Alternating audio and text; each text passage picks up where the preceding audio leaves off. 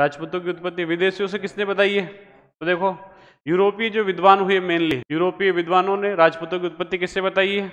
शकों से, सीतियनों से, उसी के अंदर यूची जाति से, और वो भी कौन सी यूची जाति है? कुषाण। इसके अंदर वी.ए. स्मिथ ने क्या बताया है? वी.ए. स्मिथ ने बताया हूणों से। किससे बताया है? हूणों से। तो ध्यान रखना इनकी उत्पत्ति बताइए राजपूतों की हूणों से।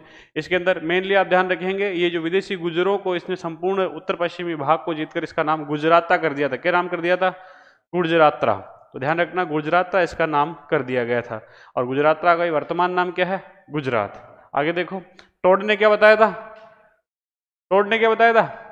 शको या सीतियन से उत्पत्ति। तो देखो शक जाति, एक ही शब्द ध्यान रखेंगे, शक या सीतियनों से इसकी उत्पत्ति बताई, और इसका जो समर्थन किया वो विलियम क्रूक ने किया। किसने किया है?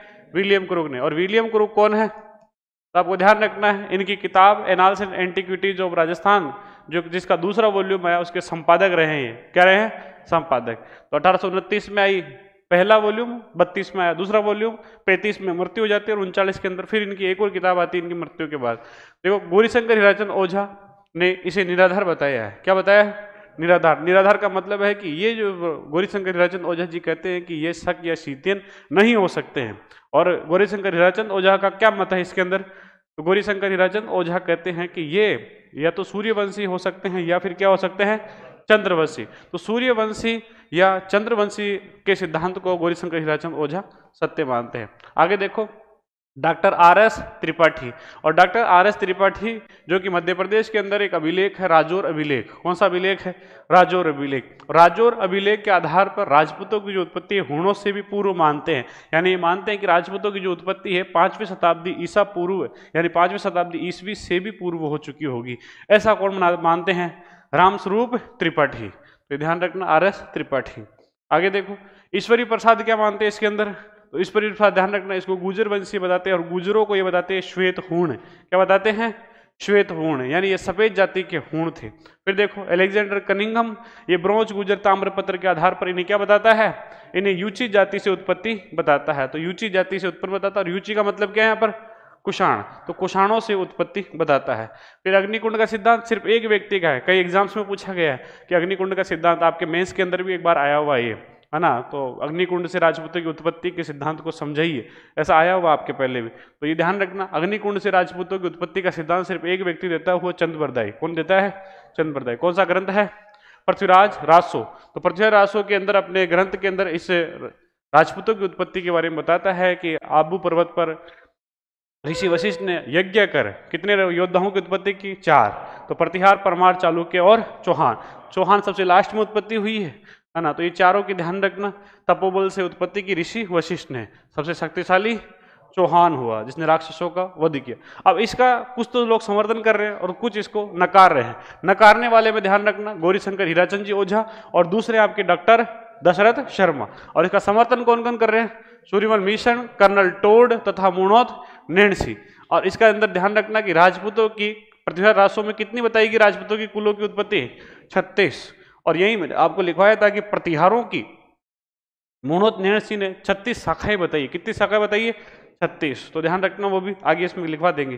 Doctor CV. वैद्य ने लिखा कि वे अपने वंश को या वंश की प्रतिष्ठा का सूचक इस अग्निकुंड को मानते थे, और इसी कारण इन्होंने राजपूतों ने इस मत को स्वीकार कर लिया। यानी जो अग्निकुंड का जो सिद्धांत है इसको स्वीकार करने के पीछे रीजन ये रहा कि राजपूत समझते थे कि हमारी जो उत्पत्ति हुई अग्नि से हुई है, देवताओं से उत्पन्न हुई है, और इसी की प्रतिष्ठा को सूचक को मानकर उन्होंने इस मत या सिद्धांत को स्वीकार किया था। तो ये सी.वी. वैद्य का हो गया। अब देखो आगे सूर्यवंशी या चंद्रवंशी का सिद्धांत, मेनली इसके अंदर ध्यान रखना था मनु, और मनु के फिर ये 3 संतानें कौन कौन सी? पृष्ठधर, इल और इक्ष्वाकु। इन तीनों के बारे में ध्यान रखना। बाकी प्रांशु भी हुआ है ना। टोटल कितने पुत्र हैं? 10। तो मनु के 10 पुत्र, हम सभी मानव जाति किसके पुत्र हैं? मनु के संतानें हैं।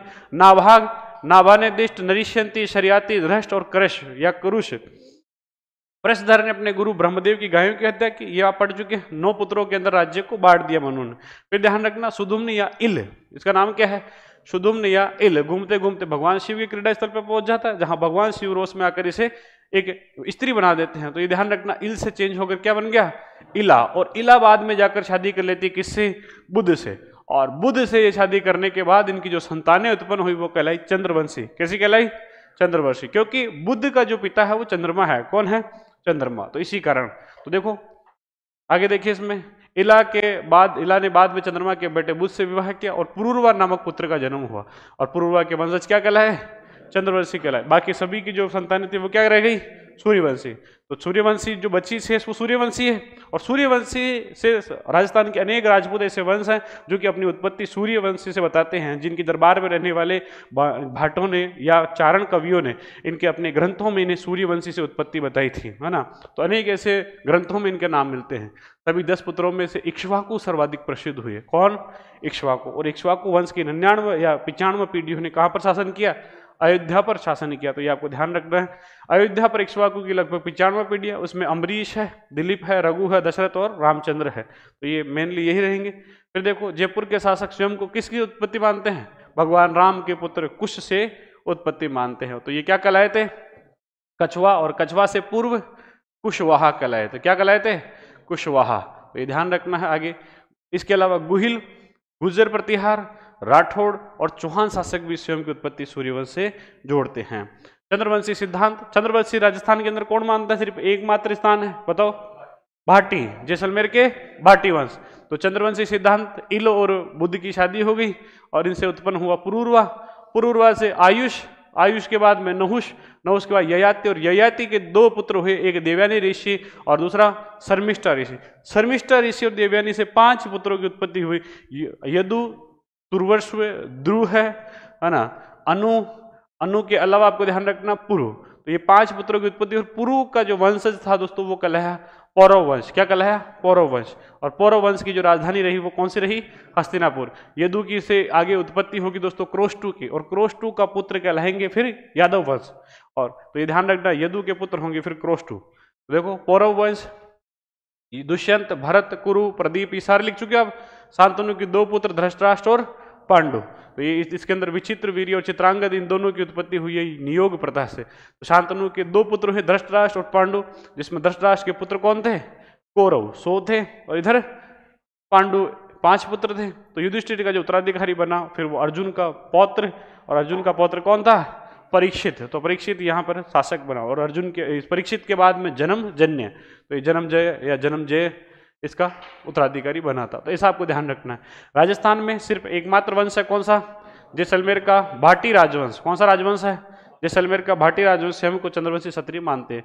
गौरी शंकर हीराचंद ओझा तथा डॉक्टर दशरथ शर्मा राजपूतों की उत्पत्ति को सूर्यवंशी तथा चंद्रवंशी मानते हैं, जो कि सर्वाधिक मान्य है। इसके अलावा डॉक्टर सीवी वैद्य तथा गौरी शंकर हीराचंद ओझा के अनुसार राजपूत वैदिक आर्यों की संतान। और ये कई एग्जाम्स के अंदर आया हुआ है कि हीराचंद ओझा का नाम मेनली इसके अंदर पूछा जाता है। गौरी शंकर हीराचंद ओझा ने राजपूतों को क्या बताया था? तो राजपूत को वैदिक आर्यों की संतान बताया है। किसकी बताया है? वैदिक आर्यों की। इस सिद्धांत को तो ये फॉलो करते हैं, मेरी बात समझने यहाँ से, इस सिद्धांत को तो फॉलो कर रहे हैं कि हाँ ये हो सकता है कि सूर्यवंशी या चंद्रवंशी से उत्पन्न हुए हो।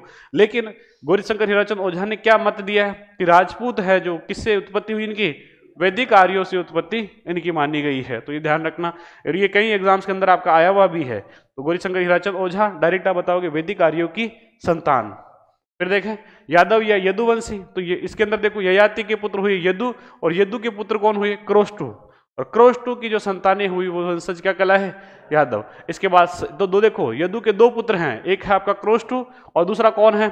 सहस्त्राजित। और सहस्त्राजित की जो संतानें थी वो कहलाई हेय वंश। कौन सा वंश कहलाई? हेय वंश। और हेय वंश के बाद में इसकी उत्पत्ति हुई एक सहस्त्रार्जुन की। सहस्त्रार्जुन ने ऋषि जमदाग्नि की 2 गायें कपिला और कामधेनु का अपहरण कर लिया। जब अपहरण कर लिया तो इनके बेटे परशुराम ने इन्हें छुड़ाया, और छुड़ाने के बाद उसे सहस्त्रार्जुन का वध कर दिया। तो ध्यान रखना परशुराम ने इनका वध किया, है ना। तो देखो तो कामधेनु और कपिला को छुड़ाया। इसके अलावा ध्यान रखना जमदाग्नि ऋषि, कौन से ऋषि हैं? जमदाग्नि ऋषि। और जमदाग्नि ऋषि के पुत्र हुए परशुराम। कौन है? भगवान परशुराम कहलाते हैं।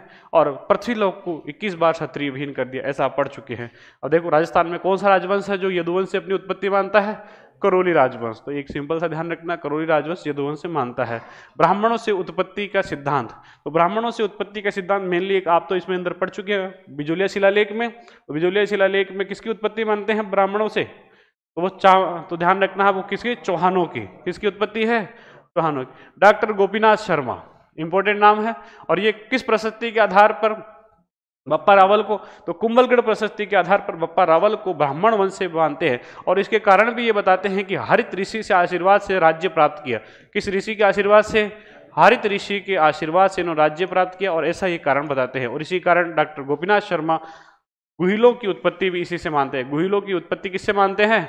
ब्राह्मण वंश से उत्पत्ति मानते हैं। बिजोलिया शिलालेख 1170 का पढ़ चुके हैं। और D.R. भंडारकर चौहानों को वत्स गोत्री ब्राह्मण बताते हैं, लेकिन वत्स गोत्री के अलावा ये इनकी उत्पत्ति बताते हैं नागर ब्राह्मणों से। किससे बताते हैं? नागर ब्राह्मणों से। तो ध्यान रखना, नागर ब्राह्मणों से उत्पत्ति बताते हैं। कायम खा रासो, और कायम खा रासो का लिखने वाले कौन है? जान कवि या न्यामत खान। क्या नाम है? जान कवि या न्यामत खान। और न्यामत खान जो कि खुद जाति से कायम खानी मुस्लिम है, और ये कायम खानी मुस्लिम पहले कौन थे? तो ये चौहान ही थे, है ना। तो चौहानों से संबंधित तो जान कवि ने चौहानों की उत्पत्ति किससे बताई है? वत्स गोत्र से बताई है।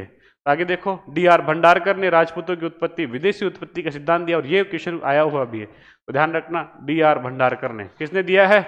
D.R. भंडारकर ने। ये क्वेश्चन पूछा गया कि राजपूतों की विदेशी उत्पत्ति का सिद्धांत किसने दिया है? तो वो D.R. भंडारकर ने दिया है। राजपूतों को मिश्रित जाति वर्ग से उत्पन्न देवी प्रसाद चट्टोपाध्याय ने बताया, और ये बताया कि कुछ विदेशी यहाँ पर आए और उन्होंने भारतीय महिलाओं से विवाह किया, और उन दोनों से जो संतानें उत्पन्न हुई वो क्या कहलाई? राजपूत कहलाई। और राजपूत से भी अगर पूर्व जाएं तो दोस्तों इसके अंदर जब 5वीं शताब्दी का काल चल रहा था, 5वीं से 8वीं शताब्दी के काल के, और इस बीच में यहाँ पूरे राजस्थान के क्षेत्र में राजपूतों से पहले इनको राजपूत कहा गया, है ना। तो पहले राजपूत, और राजपूतों से पहले राजपूत, और इससे भी पूर्व जाएंगे तो राजपुत्र कहा गया। क्या कहा गया? राजपुत्र कहा गया। और राजपुत्र से ये शब्द बना क्या है? राजपूत। तो ध्यान रखना, राजपुत्र से बना है। किससे बना ये? राजपुत्र से। तो ये पहले शब्द ये प्रचलित था राजपुत्र, और कालांतर में जाकर ये बना राजपूत। क्या बना? राजपूत। तो ये ध्यान रखना। और आगे देखो, गोड, खोखर और भर, ये 3 आदिवासी जातियां थी। कैसी थी? आदिवासियां। और एक आपकी विदेशी जाति है, और वो कौन सी है? हूण। तो इन सभी से उत्पत्ति कौन बताता है? तो इन सभी से उत्पत्ति बताता है V.A. स्मिथ।